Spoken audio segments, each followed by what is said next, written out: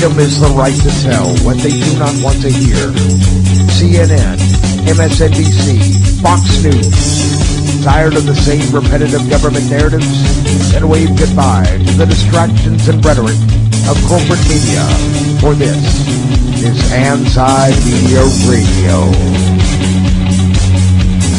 But I want to get the language right.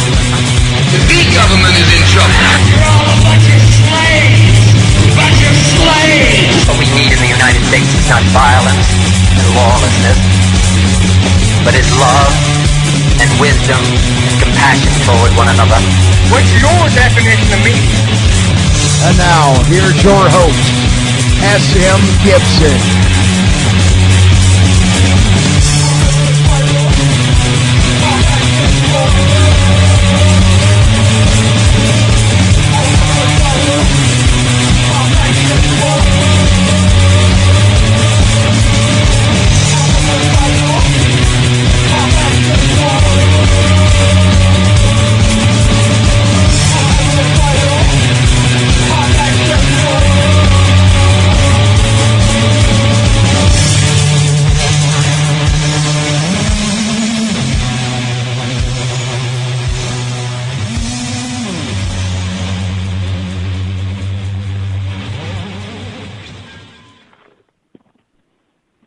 Conformity is the jailer of freedom, and it is the enemy of growth. That is a quote by John F. Kennedy, and I think that we see it so much every single day in this society. Oh, by the way, we've got breaking news right now on TV. There's people that disagree with each other in this country. They have different belief systems, and so we need the government to intervene to fix it all. Sadly, that's where we're at in this country, and that's how people believe. And we're here to do our best to wake up the minds and the souls of people around the world and realize, that it's about you as an individual and about yourself and about your soul and your beliefs. And the government, regardless of what you believe, the government's not going to fix the problem. The government's been there lying for years.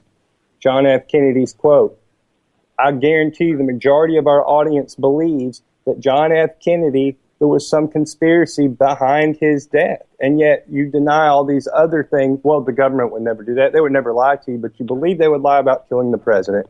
Anyway, it's April the 2nd, 2015. Welcome to Anti-Media Radio.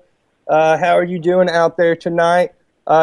Joined from a distant location this evening. He's been out doing work for us. Mr. Shannon Madden. How you doing, Shannon? I'm doing wonderful. I'm hiding in the same bunker that Dick Cheney used to hide in back during the shadow presidency. Remember that, the good old days? The good old days.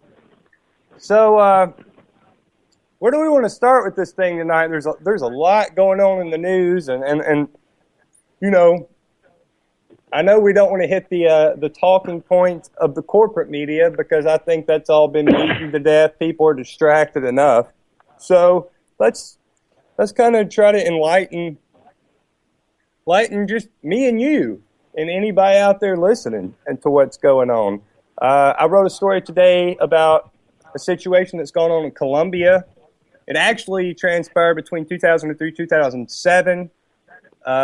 There were 54 underage girls that were sexually abused, raped, whatever words you want to use for it, and got a lot of backlash. The backlash, it was what it was. Hey, Shannon. Yes. Can you turn the volume down? Am I getting feedback from you? No, there. Let me, how about that? Is that better? Yes, that's much better. Fantastic, sir. All right. Technology. Let's go to this for a second because, when we were sitting here planning the show a little bit ago, there was this theme that started to develop, and this story definitely belongs to the top of that heap. primarily because, and everybody's going to have to follow us down the rabbit hole, and it's a rabbit hole we've hinted at and kind of pointed at quite a few times, but this story right here, the story of the U.S. troops and military contractors sexually abusing girls between 2003 and 2007 in Colombia, paints a very, and you know, we're not really painting with broad strokes here, and just follow our thinking, but expound on the story a little bit. Okay, what it was a report that was commissioned by both the Colombian government and the rebel group, FARC. You know, the FARC is not going to be very well respected in the United States. You know, they have Marxist beliefs. But again, the report was put out by both groups because they've had an ongoing war, you know, conflict for 50 years or so now. And it was part of ongoing peace negotiations between both of the groups. So wait a minute, let's just go ahead and clarify this for our listeners out there. This is a report that was done by two factions of a war, two different sides of a warring, you know, a situation, correct? Right, and it was an 809-page report. I mean, it's very detailed. So that's about as objective as you want to get. Right. I mean, they're both looking at, you know, they've both got their own agendas. Everybody has their own agenda, and we'd be fools to assume they don't. But and yet they're selling the same. They're selling the. They're telling the same story. Right. And according to Renan Vega, he is a scholar from Colombia. He is one of the 14 scholars who contributed to the paper. He concluded, and this was in an interview about it, and then, of course, we can go into the actual what's noted in the paper, but he said there exists abundant information about the sexual violence and absolute impunity thanks to bilateral agreements and the diplomatic immunity of United States officials.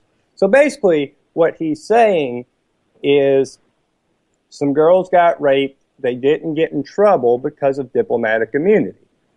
And well, not only did they get raped, but there was the one incident, the one that really infuriated me when I read the story in 2004 near Melga. There was an assault that involved 53 underage girls that was taking place by military contractors who not only did this horrendous act, but then they also filmed it and sold the footage as pornography. Yes, that is disgusting. Oh yeah, and then. And see, the backlash came as, well, how dare you print this? This looks like you're against all troops, blah, blah, blah. You know, it's not against all troops. And that's the thing. People get in this mentality of if you tell the truth about one person, then all of a sudden everybody else is damned, basically. Just because you're a troop and another soldier did something bad, does that mean all soldiers are bad? It goes for white. It goes for black. It goes for anybody, you know. And everybody wants to get away from, well, just because this one white person did something horrible, you know, just because the Klan exists or just because Al-Qaeda exists or ISIS or whatever, you know, just because, you know, the Crips and the Bloods or whatever, that doesn't mean everybody's bad.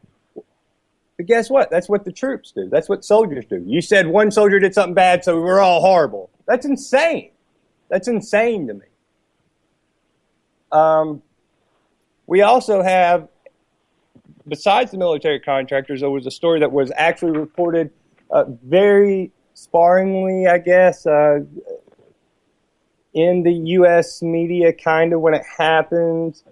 But there were two guys that they drugged and raped a 12-year-old girl, and they were sent back to the United States based on diplomatic immunity because it was under the U.S. Colombian Status of Forces Agreement, and it granted them immunity. So they actually got to leave without being indicted, and the 12-year-old girl had to leave her hometown because of pressures applied by U.S. allied groups in the area. It was political pressure.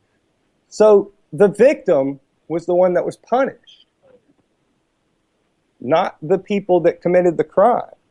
And yet there's people that want to say, they want to defend the people that committed the crime on one hand, because you better support the troops. Well, no, if troops are raping 12-year-old girls, no, I'm not going to support that person. Sorry, that's not going to happen.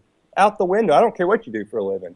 And on the other hand, you get a group in this country that defends women's rights and this and that. Well, where are they at on this? Why aren't they screaming on television that these troops did this? This is not being covered by CNN, Fox News, MSNBC, nobody. This has been reported outside of the country a little bit. It's been reported on RT. It's been reported all over Columbia. The story of the two soldiers that was reported in Miami a little bit. But, it's very sparse. And I just don't understand why corporate media, I do understand. I do understand what corporate media is. No, unfortunately, we both understand it all too well. And it's going to kind of, I'm sure there's a couple of people scratching their head. It's like, well, wait a minute. I thought we were going to hear about, all of this other stuff. Why are we hearing about this story, and how does that tie into the other stuff we have to talk about? Well, the first term that really struck me was diplomatic immunity. Diplomatic immunity, it happens here in America. It's called quite a few different other things. I mean, a lot of other people can paint it however they want to, with police officers, with politicians, with people that are high up in corporations, and people that are, the movers and shakers of America. And here's a term that doesn't technically exist, but you know what? It's probably the most prevalent problem we have in society. It's not diplomatic immunity, it's political immunity. And I think you get that. Absolutely. Political immunity comes with police officers. It comes with politicians. It ranges from one extreme to the other, but it's people that work with inside the government. They all of a sudden have political or government immunity just because they get a paycheck from taxpayers.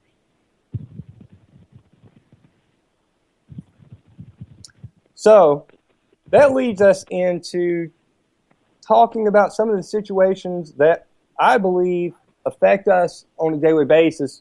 First off, please send this story, and you don't have to take it from our site. You can research the site. We had people questioning the story today. There's plenty of links around the world about it. Just unfortunately, the big corporate media in the United States has neglected to report it. But please send it to your representatives, because I don't really believe that's always the answer. It's not at all.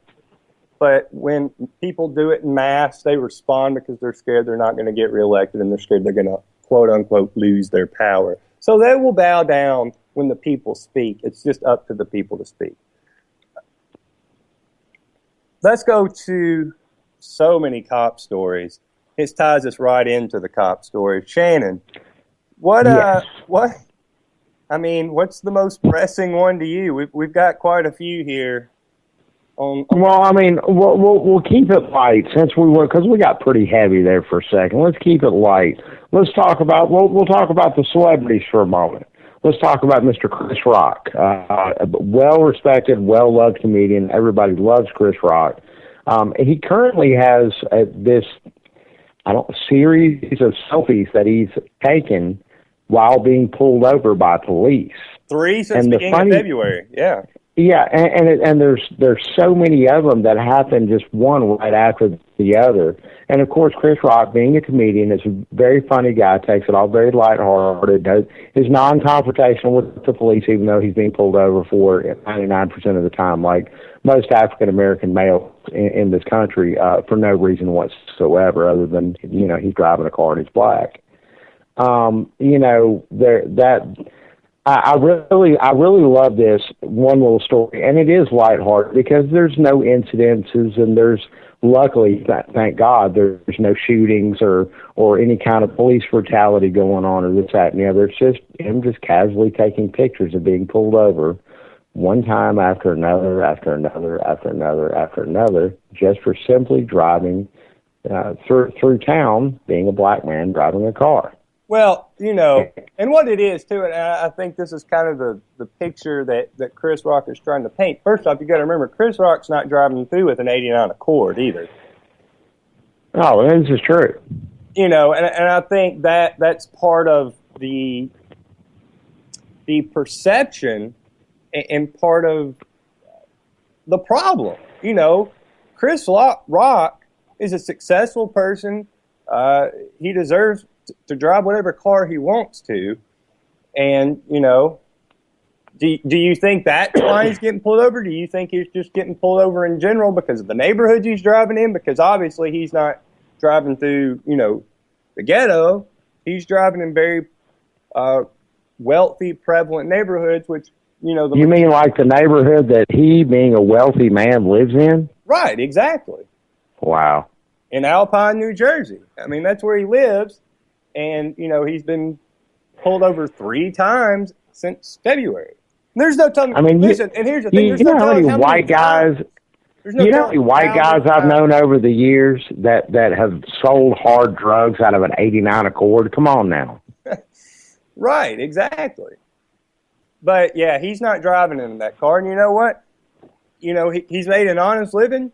He deserves what he has, and he should be left alone, you know, unless he's, you know, speeding down the road at 120 miles an hour. I don't understand what he's getting pulled over for, and I think that's kind of his point. We all understand it too well. And you know that again, the focus on the topic of this evening's show.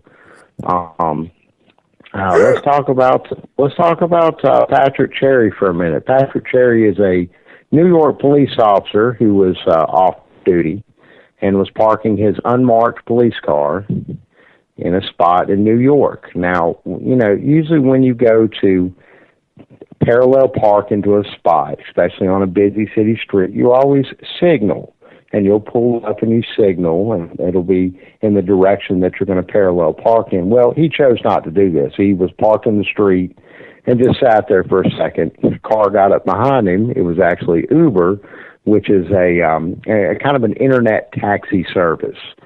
You get the Uber app and you type it in and type where you want to go and what city you're in, and they link you up with one of Uber's drivers. Well, this happened to be an Uber driver who was driving legally in the lane that this cop was parked in. He did not use a signal, and the guy started to back up. So the Uber driver, not knowing who this person is parked in the street, pulls up beside him and does what just about most every American would do. Flips the guy off. Well, the cop jumps in his car, signals his light on the unmarked car to signify he is a police officer, pulls this man over and starts to berate him. I strongly urge everyone to look this up. It's gone viral. It should be easy to find. You should be able to log into Facebook, and one of your friends has probably posted it. But check this video out, because this is that classic example of yet another cop on a power trip. A cop who was caught doing something illegal and decides to flex his muscle and proceeds to not only tell this man that he's committed 3 traffic violations that he did not commit, but then takes it even a step further and starts to, because the man has he has a Middle Eastern appearance, starts to say some very, very awful xenophobic statements and remarks towards him. And, of course, now he's been stripped of his badge. Way to go, NYPD, for once. Yeah, okay. And, okay, let's talk about cops getting punished real quick. And here's another kind of a silly story, but it's really not a silly story. South by Southwest just happened, and a police officer in Texas posed for a photo with, of all people, Snoop Dogg. Snoop? Well... There was no law breaking going on in the video, nothing nefarious, nothing going on. And just because they had taken their picture with each other, the officer in question was then sent to counseling. The records... Now, whoa, back up. So wait a minute. He posted a picture, or excuse me, Snoop posted the picture. Snoop posted the picture of him. Okay, so they were smoking a joint together, or they were... assaulting a 12-year-old girl? What were they doing in the picture? No, none of that. The officer was in his uniform. Snoop is very, very sharply dressed in a white polo sweater vest and a nice button-down shirt, and looks about... Did he have his now and later gaiters on? No, he just looks fantastic. They just look like two Absolutely. charming. They look like two charming men standing there taking a photo with each other. Is what it looks like. And so the cop gets sent to counseling, and this is the record stated. While working a secondary employment job, and what it was is the state trooper was working security, but it was in his off-duty police officer. That is standard procedure throughout the country. Right. Trooper Spears took a photo with a public figure who has a well-known criminal background, including numerous drug charges. The public figure posted the photo on social media, and it reflects poorly upon the agency.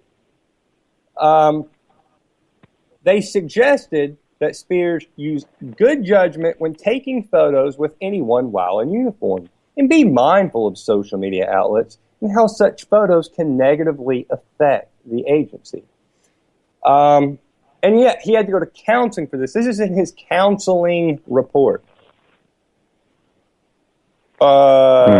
Right. So a guy takes a picture with another guy in a free country, and all of a sudden you have to go get counseling. And yet, bear in mind, bear in mind this. Think about how many cops kill people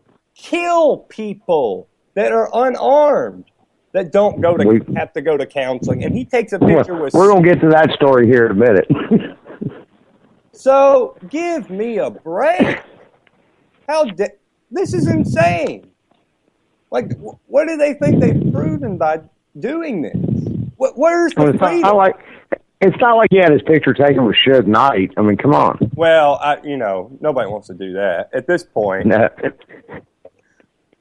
Wouldn't that be an awkward photo op? Anything, don't get your picture taken with Suge Knight. That was the last picture known of Tupac. So I think you got to go to the state pen to do that these days. That's a whole different beast. But everybody loves Snoop. Oh, yeah, guess what? He smokes a lot of weed. So guess what? So does Willie Nelson. You don't think cops are getting their picture taken with Willie Nelson every day?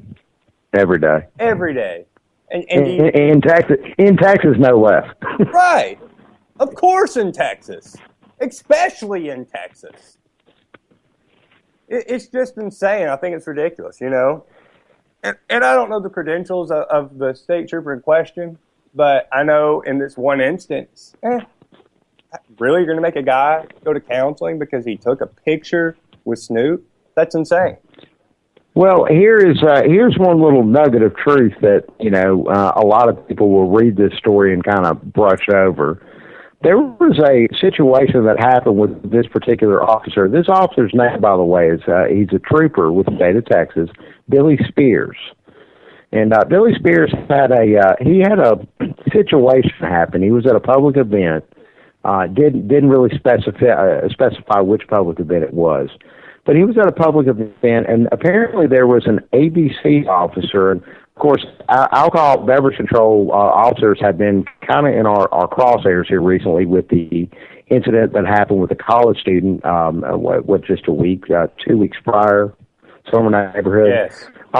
We have an ABC officer. I mean, you want to talk about a security guard. We're not even talking about a real cop here. We're not a member of the SWAT team or anything. This is a guy who just makes sure kids aren't drinking, and then that the state gets their share of any alcohol sales made. You know how that works. Oh yeah, they're a glorified tax collector. That's all an ABC officer is. Yeah. So at a public event, Billy Spears was there, and apparently one of the ABC officers had kind of bowed up to him, and he was a Texas trooper, so he kind of bowed up back. Well, the ABC officer who was on duty versus Trooper Spears, who was not, arrested him. Of course, it was found out that he was a trooper after the arrest. He was let go. Well, Trooper Spears then filed a complaint against Sergeant Marcus Stroke, Strokke. I'm hoping I'm pronouncing that right. But he basically filed the complaint so that they would investigate Mr. Stroke in the incident. Instead, they investigated him, and that's when this came out. And the weird part about it is that, again, Billy Spears did not post this. All he did was post for a photograph, and Snoop posted it on his website. That was it. So you're telling me that there's people in the government that could be involved in a witch hunt? Yeah. Oh, no, I don't believe that. I don't think that's possible. It could be. Okay, I'll tell you what. I don't even know where to go now. Okay, I'm going to go ahead and throw this number out here for everybody. Last month in the United States, over 100 people were killed by law enforcement officers. 111. Well, see, I've seen two different reports, 111 and 115. I've got a list of 115. I've seen the list of 111. I've tracked them both back. But either way, okay, well, there's four differences. Oh, you're completely wrong about everything. I know that's how people think. We'll just say over 100 then. I think that's a safe number, don't Obviously, it's a lot of people. Yep. Since 1900, that was 115 years ago. There have been 52 people killed by police in England. For the United Kingdom. Yeah, that's a problem. 52 people have been killed in the United Kingdom in 115 years. Double that, and that was last month in the United States. Last month. That's a problem. That's a massive problem. Obama, they came out with their little spiel 31 days ago now, 32 days ago now, where it's the second of the month, whatever. Oh, everything's gonna be okay. We got this. No, they don't. They don't have anything. Let me put this in perspective for half a moment. If let's say over 100 people died of Ebola in the United States last year, don't you think for a second that we would be seeing this massive countdown on Fox and CNN and MSNBC and all the local networks, and we would pretty much disrupt all of our normal programming for this horrible epidemic that was happening? If 100 people died, over 100 people died in 1 month of Ebola. You nailed it. If 100 people died of Ebola last month, then it would be on the front. Panic in the streets. Well, factual, completely factual. And you know what? I don't know the situations of all over 100. And here's the argument. Some cops do engage with criminals with guns, criminals that threaten them. That does happen. I'm not saying it doesn't. But at the same time, you don't reach double what another Western nation has done in 115 years. And I get there's a population difference, yada, yada, yada. We're talking a month versus 115 years. Come on. Well, and there's also the fact, too, that, of course, we know that United Kingdom police force do not carry guns. Right. I tell you what, I'm going to go ahead and jump on and take area code 818. Welcome to the show, caller. Tell us where you're from. This is your friend Manny, Los Angeles. ¿Qué pasa? ¿Cómo están? ¿Bien? Manny, how you doing, sir? What's up, brother? I'm waiting for you to come down here so that Nick and Vito, Kev, up and the rest of the group saying, tear the damn border down. Let's do it. I'm telling you, man. I can remember that on your last show.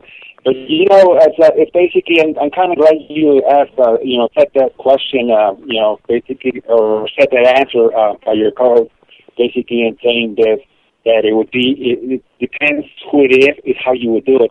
Well, think about it for a moment now that we're talking about the border. If 33 students in the state of Guerrero get killed, and it's making world news, but in the United States it's a little bit slack off, right? Okay? Think of basically you said about what happened in Colombia. Well, this happens, 43 students get killed in September down there. And one of the things that I actually said to activists while I was visiting San Diego and that border and the Mexican consulate, putting pressure on them and NBC, I asked the question, What if those 43 students were from the United States instead of the state of Guerrero? What would happen? Man, it'd be all over the damn world, including the... Listen, the world would have collapsed over that. Trust me. We had one girl from the richest neighborhood in the state of Alabama basically go missing, Natalie Holloway. Everybody's heard her name. It was a horrible thing. One girl went missing, and everybody knows who she is. But 43 Mexican students go missing, and it's just like, we'll find them. Hell, even her mom got a TV show out of it. Right. Wow. Yeah. So, yeah, I think you absolutely nailed it on the head. Yeah, that's really sad to say and stuff like that, you know, and just, and one of the things, too, that we need to talk about more, also, you know, we're always talking about how the cops do this and the cops do that. One agency that is out of control big time, and I mean big time, they got checkpoints all over the United States, unconstitutional checkpoints, and you know where I'm going with this, Border Patrol. You know what I mean? Seriously. You know, they're out of control, you know? Well, you know, I think you say it's border control. I think the problem is power control. It's about controlling what we do in our day-to-day lives, and it influences so much, especially on the border of California and Mexico. So much has to do with the drug war, but I think that transcends across the United States with the drug war. Manny, have you heard about this kid from Florida named Derek Cruz? Do you know that story? No, I haven't. Okay. This kid, it was at the beginning of March. He was selling weed. He had never shot a gun in his life. He was not a violent person. I've talked to many friends of his. He was selling weed. That's it. Police raided a friend of his house. He was staying with his friend. Police raided the house. He comes to the door. Cop shoots him in the face. Boom, you're dead. That's it. Shot him in the face. He was dead. And guess what they did to the cop? He's on suspension with pay. And the irony is there were multiple people in the house. Derek didn't even own the house. Other people there that were there, he was staying with other people. No one got arrested. Not one person. They found all this weed, all this paraphernalia. Not one person got arrested. And they just shot him in the face and went on. Yeah. And that to me is a story that I think kind of should resonate back to what's going on in the border and the control of the power. It's just like, because we say there's a law, well, you have to adhere to this law. And if you don't, then we can take any sort of repercussion out on you that we want. And then it's going to be excused in the back of people's heads, regardless of the punishment, and they're going to go, well, he was breaking the law. And that's how I think people justify this stuff is, well, he was selling marijuana. He was breaking the law. He didn't want to get shot in the face. I mean, I think that's how people think. And I think it goes back to the border of Mexico and, you know, and the way they treat people coming over the border. Well, they came over the border illegally. You know, they shouldn't be doing that. That's illegal. Let's dehumanize them. And I think that's how it's sold to Americans. That's probably how it's sold to everybody around the world. But they dehumanize people because you broke some crazy law. Well, it's okay. You just do whatever you want to. Oh, yeah. Just we were talking earlier in the show, your last show, basically how we're labeled, you know, and it's true everywhere, you know. Oh, yeah. I think everybody's labeled on one plane or another for anything. And I think that's, people want freedom, and yet it's such a confusing topic. But really the answer is very simple. The topic's confusing because there's so many different viewpoints and ideas, but the answer is just, hey, give everybody freedom and leave everybody alone. We're all humans on the same planet. Get over yourself, get over get over your pride, get over all these situations, and let's just live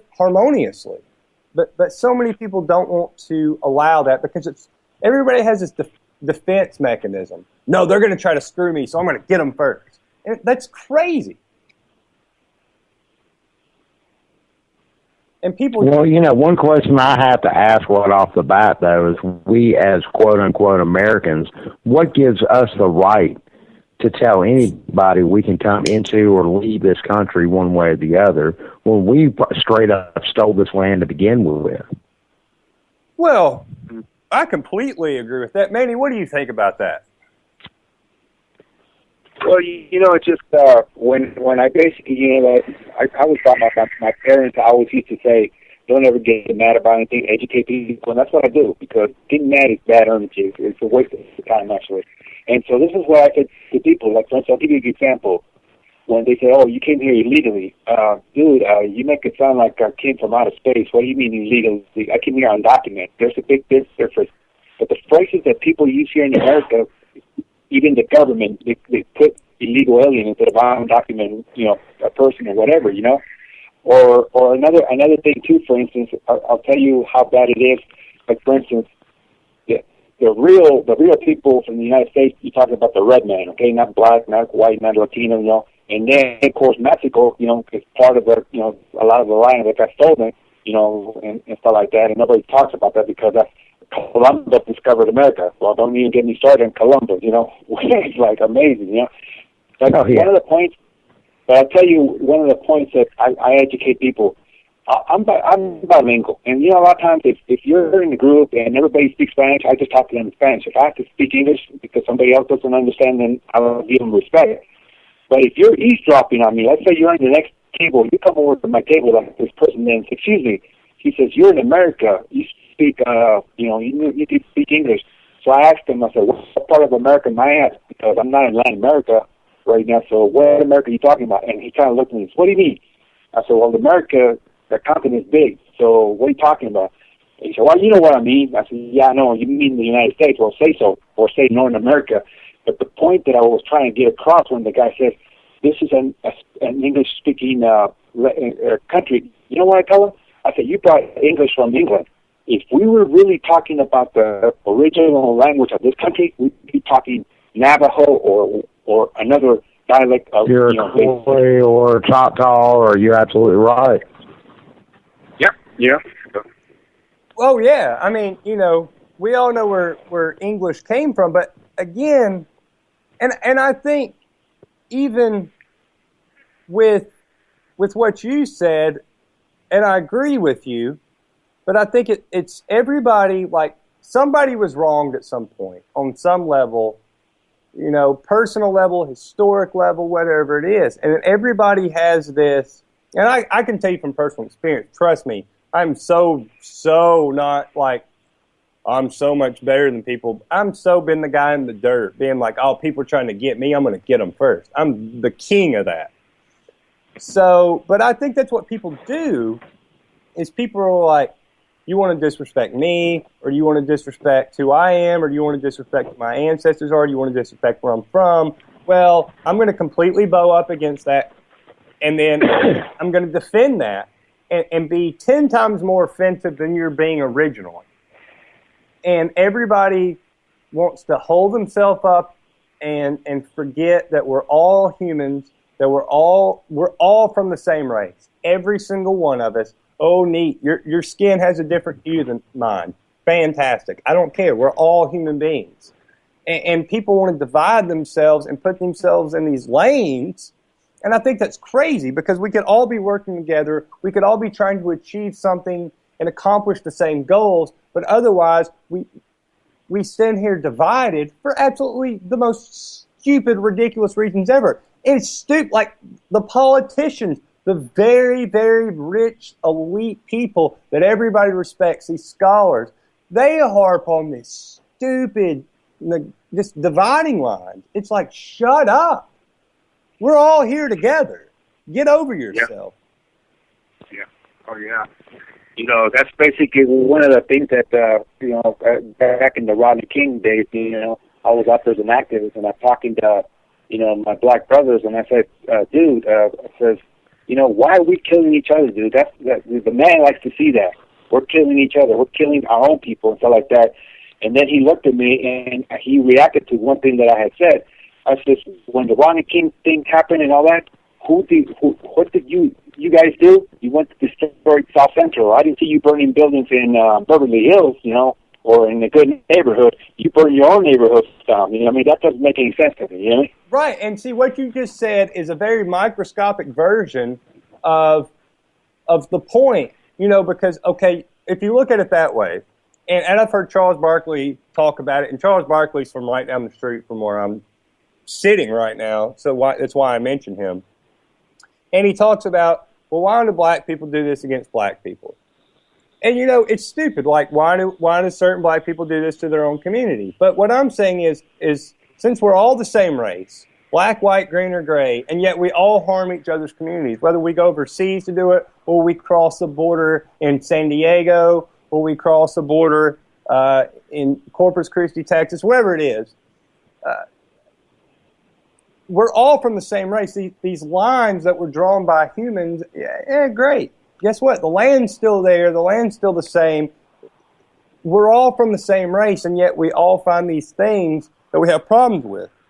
And then when you see it in the context of black-on-black crime or white-on-white crime or, Hispanic-on-Hispanic crime, people can kind of get it, but really, we're all the same race. Why are we doing this to anybody? And that's my confusion. But I guess that, that's, what makes me an idiot, because I don't get what everybody else sees. I don't get that we should have these clear dividing lines. I don't understand that. I guess that's why I'm the moron. Because that's how people want to portray it. Shannon, what do you think? I think you're a revolutionary, and I think you're probably going to get shot when you walk out of your apartment tonight. You know what you did. You just can't go just willy-nilly or running around town talking like that. That's crazy talk. I don't know what you're talking about. Yeah, you do. Yeah, you're crazy. No, right. That's what people think. I'm absolutely sick to death of dividing lines, of race, of borders, of all of these barriers that have been placed, and these barriers that we unfortunately, and slowly but surely, we begin to embrace and we begin to follow after to be able to keep with the people in our neighborhood, or keep with the people in our state, or keep with the people in our territory, or this, that, and the other. And it's absolutely sickening. It really is. And of course we are, kind of halfway or three-quarters of the way through this episode of talking about all of these egregious things done by police. But who put those police there to begin with? Who trained those rabid dogs over in the desert of Afghanistan and then dumped them on the streets here in Birmingham? Your taxpayer. Your tax money did. Yeah, but did I choose that? I guess by paying my taxes, I did. Right. But that's complacency.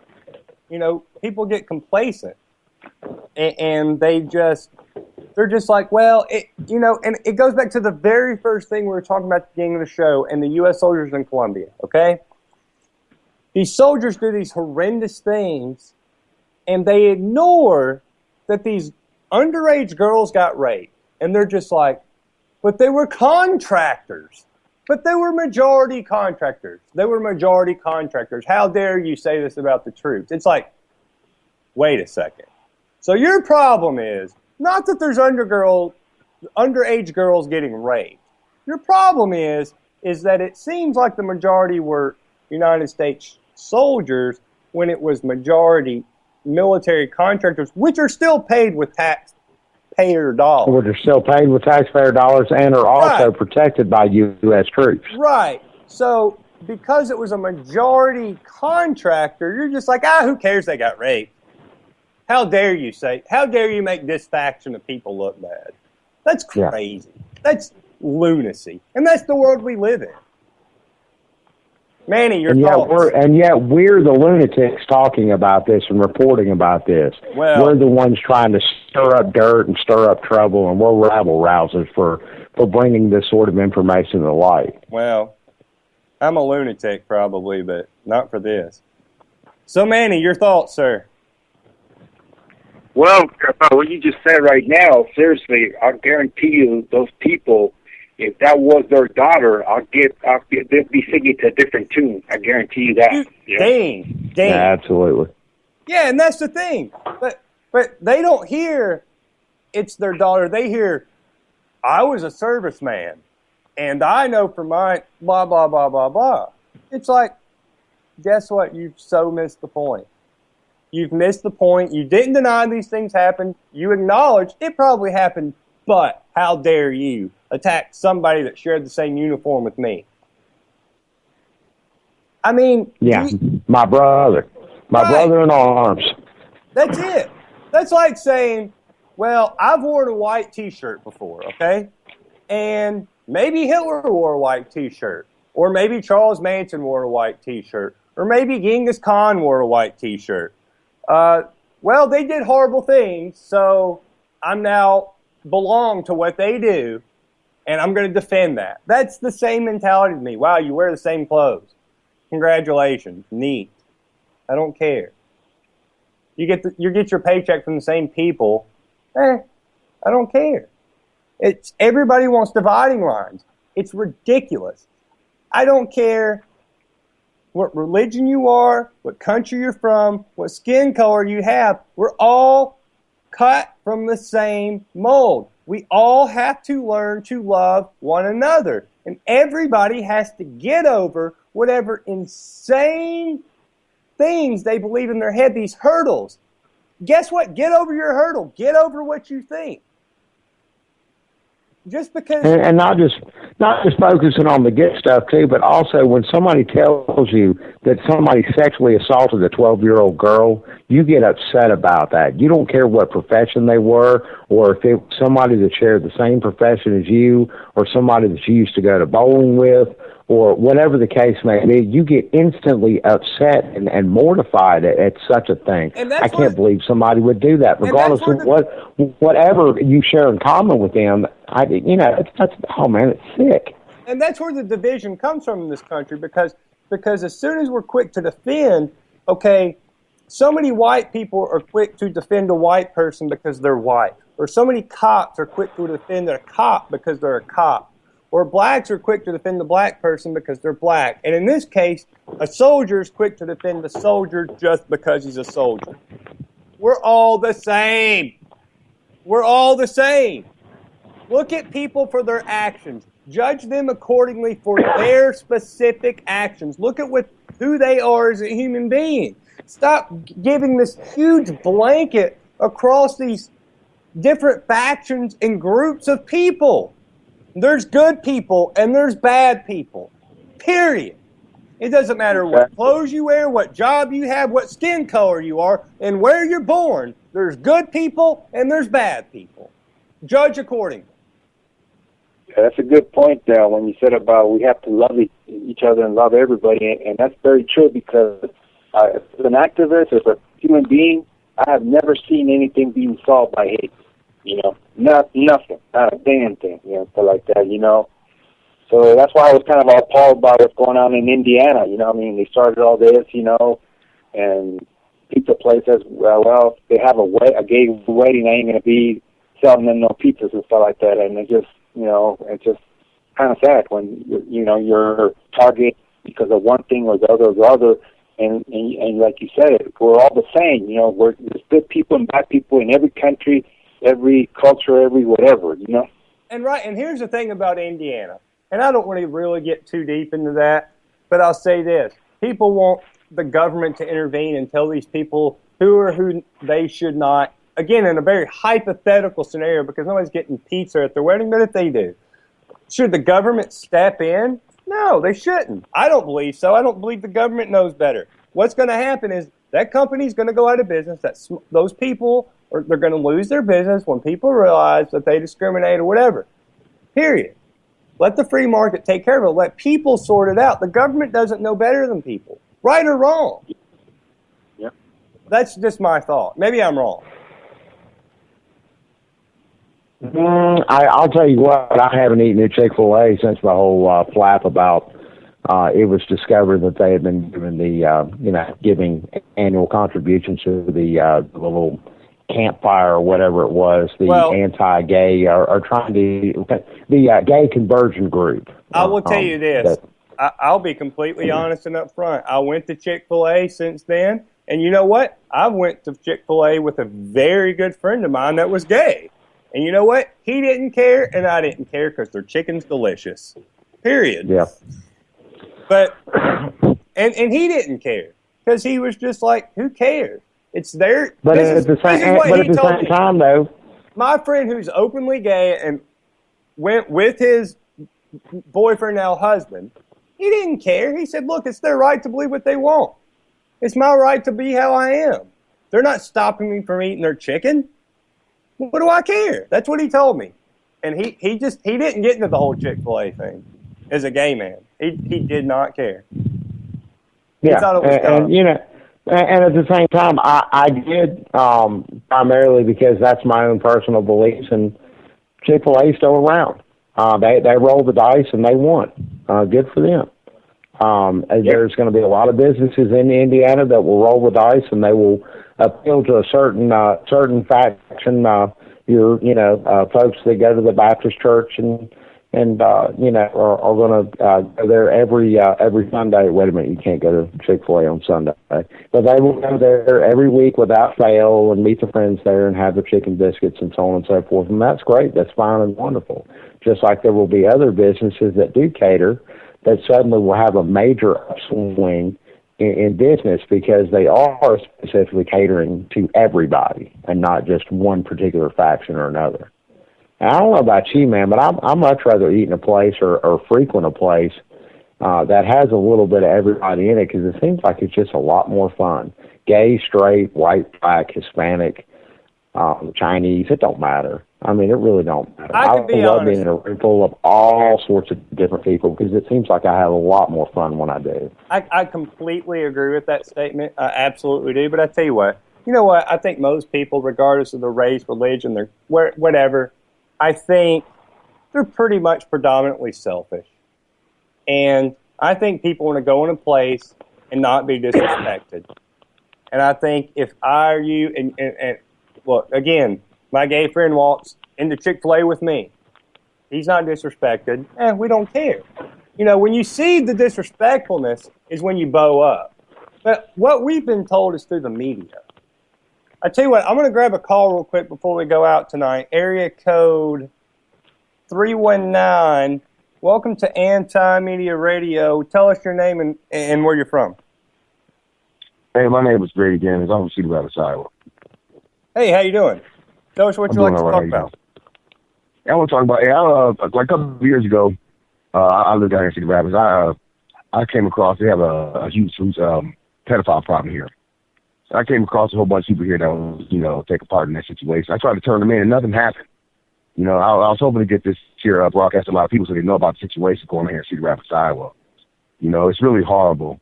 Really trying to help a lot of kids, save a lot of lives down here, futures. I was hoping you guys could help me do that. Can you guys help me do that? Wow, I mean, I don't really know the specifics of what you're talking about. That sounds pretty heavy.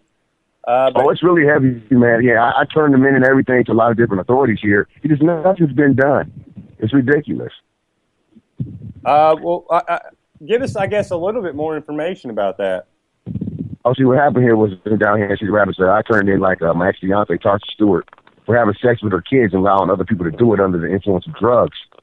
What happened was the kids picked up my phones one time when I was out of town, and they recorded a whole bunch of stuff and they took a whole bunch of pictures.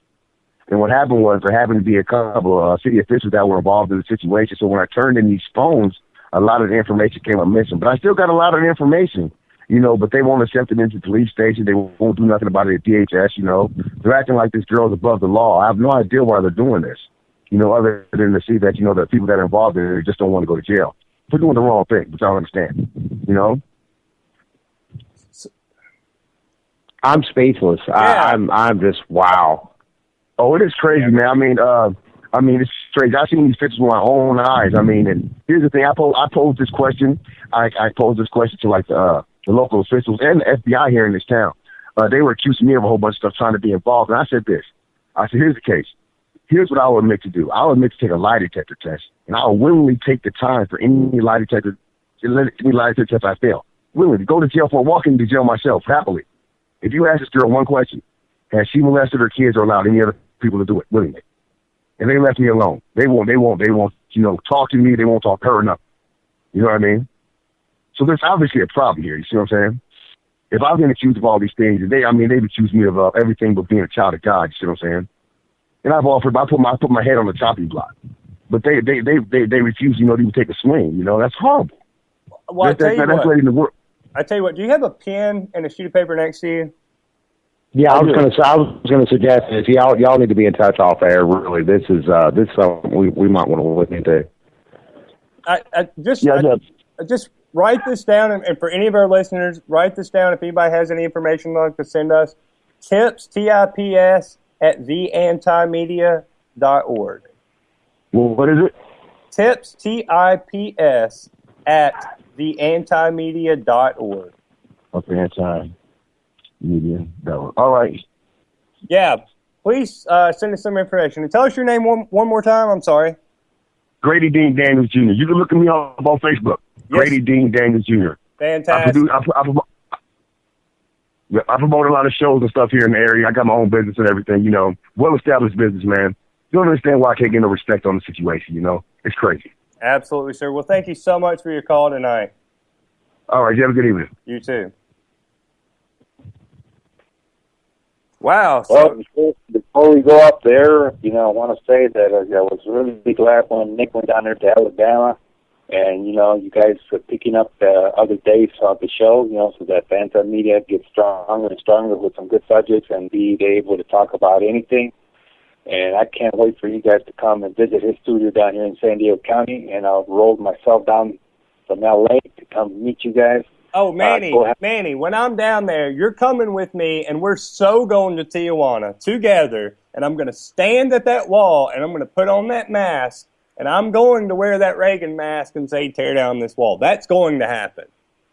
Okay. And some good company and good Mexican food, I'll tell you that. And while you're down here, maybe... Man, I got ruined on Mexican food in Southern California. When I went down there to visit Nick, I can't eat Mexican food anymore because I was 7 miles from the border. It's like, you want me to eat Mexican food in Alabama? Mexican food there is phenomenal. Yeah, they ruined it for me. But, Manny... thank you so much for calling in, man. God bless you. All right. Thank you. Bye-bye. Good night. Take care, Manny. Love that guy. So, Shannon, it got real heavy there at the end. We try to wrap this. Yeah, it did. I'm really kind of curious to hear more about this story because this is right dab smack in the crosshairs of what we're talking about tonight. And again, we're talking about public officials getting implicated in a situation like that, suddenly get swept under the rug. Even the FBI gets involved, and suddenly they start investigating and interrogating the person that brought this thing to light. I'm not there, and I'm going to be devil's advocate. We're going to look into this further. That's all I'm going to say. So, where do we go from here? Okay, so we've got the media that are telling us they're really forcing books down our throat because Bill O'Reilly writes books, or you got Sean Hannity talking about gay marriage in Indiana and all that situation. Guess what? Somebody won't serve a gay wedding pizza. You know what? Okay, Shannon, what two gay people have you ever met that's going to get pizza for their wedding? I don't know if anybody's going to get pizza for their wedding. Doesn't sound like a wedding I want to attend. Right. Guess what? As soon as you start completely discriminating against somebody, I've got a problem. Completely. I have a problem with that. But don't let people lose their freedoms. Thank you so much, Shannon. Thank you so much, Manny. Thank you so much for our callers. We'll see you next week.